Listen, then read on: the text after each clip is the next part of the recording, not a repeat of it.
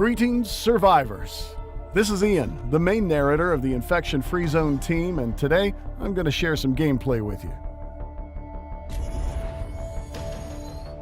Infection Free Zone is our upcoming post-apocalyptic city builder game, played on real-world maps. That means you can select almost any real region to play on, including your closest neighborhood, to utilize your knowledge of the region.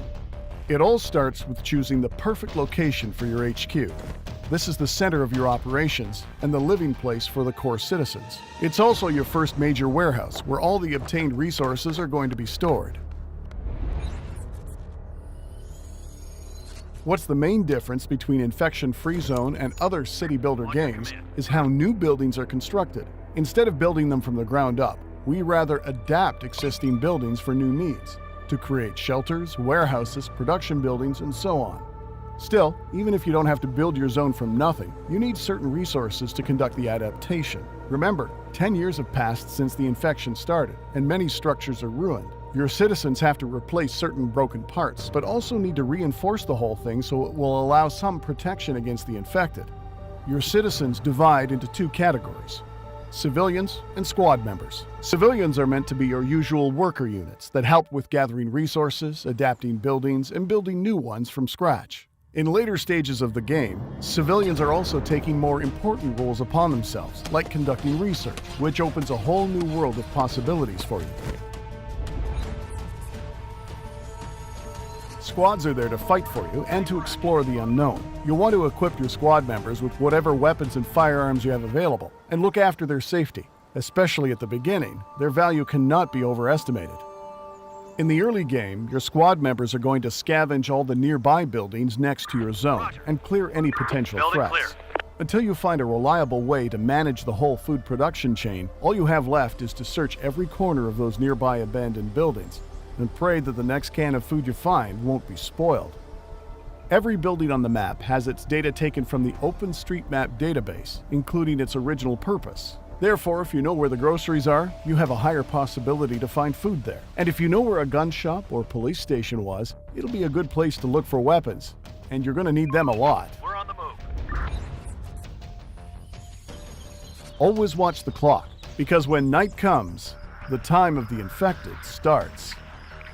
The infected act more like vampires than humans. The sunlight hurts them, so they hide in the shadows during the day. But when night comes, they roam through the map, engaging any living creatures on their way. The infected are restless, fearless, and very dangerous. They're faster than most humans and will take a few bullets before they fall. Buildings and vehicles might be a fine protection, but not for long. Build up walls and towers for additional defenses, or run down the infected with vehicles. Mind your ammo and fuel, as you can easily run out of those if you don't maintain your supplies during the daily scavenging and production. Later on, we'll also encounter different types of infected: wolves, birds, large animals, and horde leaders, all bringing you different types and levels of threat. Once the sun rises again, usually the fight is over, as long as there are no clouds. Remember to track the sunsets and sunrise and prepare accordingly to the seasons. Because Infection Free Zone is based on real-world map data, you can expect the night to be longer during the winter season and shorter in the summer. Day lengths, seasons, and weather are accurate to the city of your choice. To complete your constructions, you need tools: wood, metal, concrete, and that's only the beginning.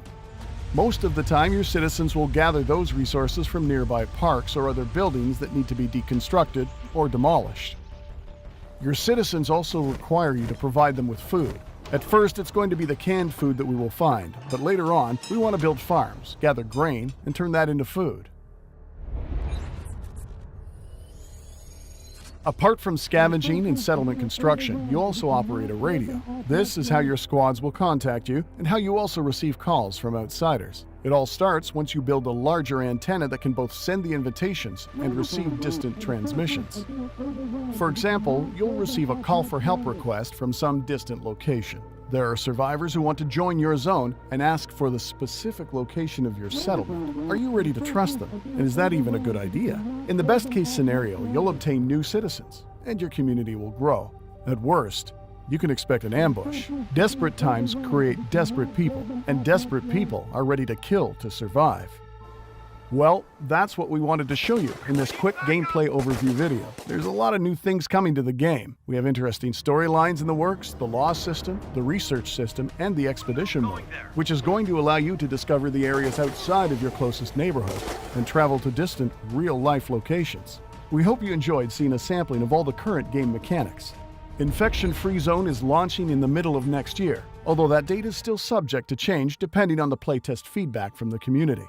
Thank you all for your amazing support, and stay tuned for more upcoming content in the next months. See you soon in your Infection-Free Zone.